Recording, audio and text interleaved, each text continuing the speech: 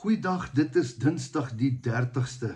Ja, die maand is op sy kop en Oktober is op pad. Ons het gister 'n reentjie gehad. Fantasties. Ek dink daar's 'n hele paar van julle wat julle eerste bygehad het. Is net wonderlik, né? Reën is absoluut genade, water van die Here af en ons is so dankbaar daarvoor. Nou ja, vandag is Dinsdag. Gister was ek baie besig. Vergewe my partykeer as ek nie elke dag daarby uitkom nie, maar ek wil vir julle die beste gee. So ek maak tyd, ek vat die woord, ek bestudeer dit en dan bring ek dit. Partykeer is dit net baie moeilik. Dan is 'n ou baie gejaagd en ek wil nie 'n afgewaterde woord hê nie.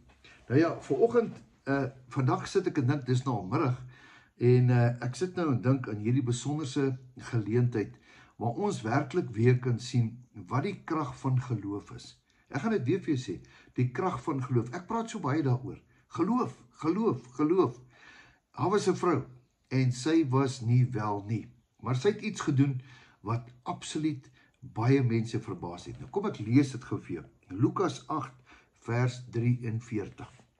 En 'n vrou wat 12 jaar lank aan bloedvloeiing gely het en wat haar hele vermoë aan geneeshere uitgegee het en deur niemand gesond gemaak kon word nie. 12 jaar, lang tyd. Absoluut 'n verleentheid. Sy kon nie daarvoor help nie. Hier was 'n toestand. Sy kon nie 'n normale meisie of 'n dame gewees het nie. Heeltemal eenkant toe geskuif. Baie private situasie.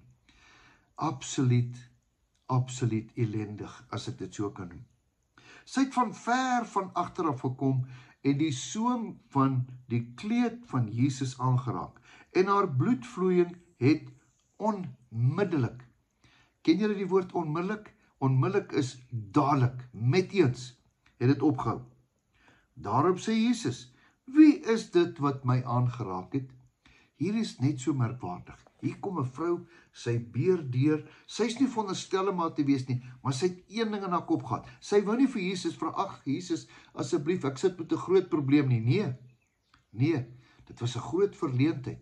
Sy het net gesê, as ek net die soem van Jesus kon aanraak. Dit was goed genoeg. Dan sê Jesus, wie het my aangeraak? Luister, met alle respek, baie mense raak hom. Maar daar is een persoon wat met 'n spesifieke passie en met 'n spesifieke doel Jesus aangeraak het. Sy het geloof gehad, net vir die aanraking. Is dit nie wonderlik nie? En toe het almal dit ontken, sê Petrus, en die wat by hom was, meester, die skare druk dan heeltyd aan u, dit verdring u, en u sê dan, wie het my aangeraak? Maar Jesus sê, iemand het my aangeraak. Hierdie was 'n baie spesiale aanraking. Dit was nie sommer net 'n ou stampie of 'n vat hier of dit of daar nie. Iemand het met 'n doel my aangeraak. En, want ek het gemerk dat krag uit my uitgegaan het. Ja, hierdie is 'n baie diep storie.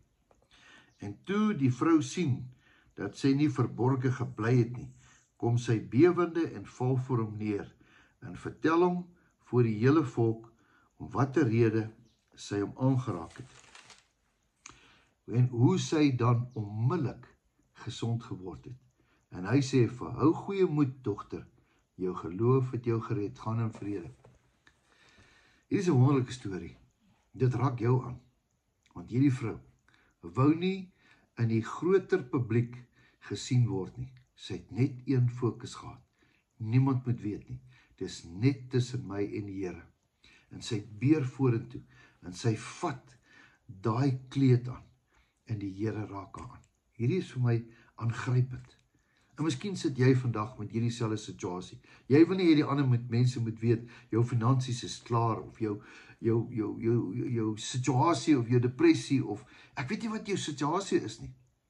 Maar ek sien iets, gaan met alles wat jy het en sê, Here, ek raak u aan. Here, in die geloof kom ek daar vorentoe. Here, maak nie saak wat mense dink, al dink hulle ek is mal, maar Here, ek beer vorentoe. Here, ek vat dit in die geloof. Geloof is daai tree wat jy gee, is daai stap wat jy neem. Dis geloof. Vandag wil ek vir jou vra, wil jy nie saam met my bid nie, en ek gaan saam met jou bid, en dan vat jy daai geloofstap en sê, Here, hier kom ek. Here, I come, Lord. Hier kom ek. Here, asseblief, raak my aan.